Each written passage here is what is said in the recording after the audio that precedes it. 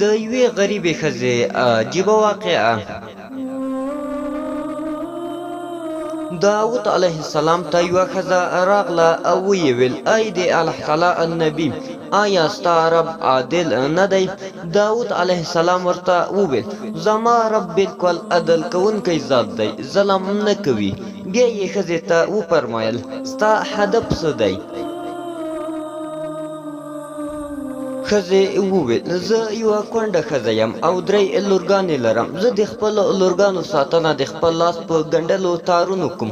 کله چې ماښام شو نو خپل ګنډل شوي تارونه مې په یو سور رنګ څادر کې تاو کړل او ومې غوښتل چې بازار ته یې یوسم او خرڅ یې کړم او خپلو بچیانو ته خواړه پرې راوړم. ناڅاپه د یوې مرغۍ سره مخ شوم، حمله یې راباندې وکړم او څادر یې راڅخه یووړو. نو زه غمجنه پاتې شوم، هیڅ شی راته پاتې نه شو چې خپلو بچیانو ته یې وروړم. ښځه د حضرت داود علیه السلام سره وه چې په دې وخت کې دروازه وټکېده. اجازه یې وغوښته.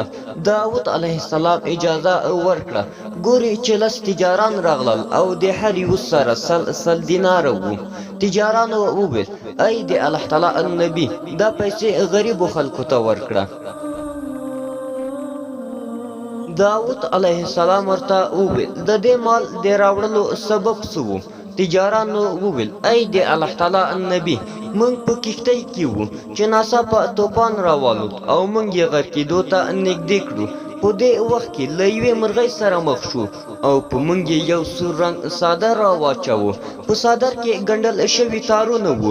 موږ په هغو تارونو سره د کښتۍ علاج وکړ. باد ودرېد او موږ د الله تعالی لپاره دا نظر وکړ چې په موږ کې به هر یو 100 دیناره خیرات کوي. نو دغه ستا پر وړاندې هغه مال دی چې موږ نظر منلی وو. هغه چاته یې ورکړه چې تا ته خوښ وي. حضرت داود علیه السلام ښځې ته مخ واړاوه او ویې ویل: الله تعالی ستا لپاره په وچه او لمده کې تجارت پیدا کړ. اوس ته د الله تعالی پر عدل شک لرې؟ یعنې ته هغه تار په بازار کې په لږو پیسو خرڅوه، خو الله تعالی په بحر کې په 1000 دیناره درته خرڅ کړ. 1000 دیناره یې ښځې ته ورکړل او ورته ویې ویل: بچیانو ته دې نفقه پرې واخله. بنده په خپل خیر او شر نه پوهیږي. تل په دعا کې له الله تعالی څخه د خیر فیصلې غواړئ.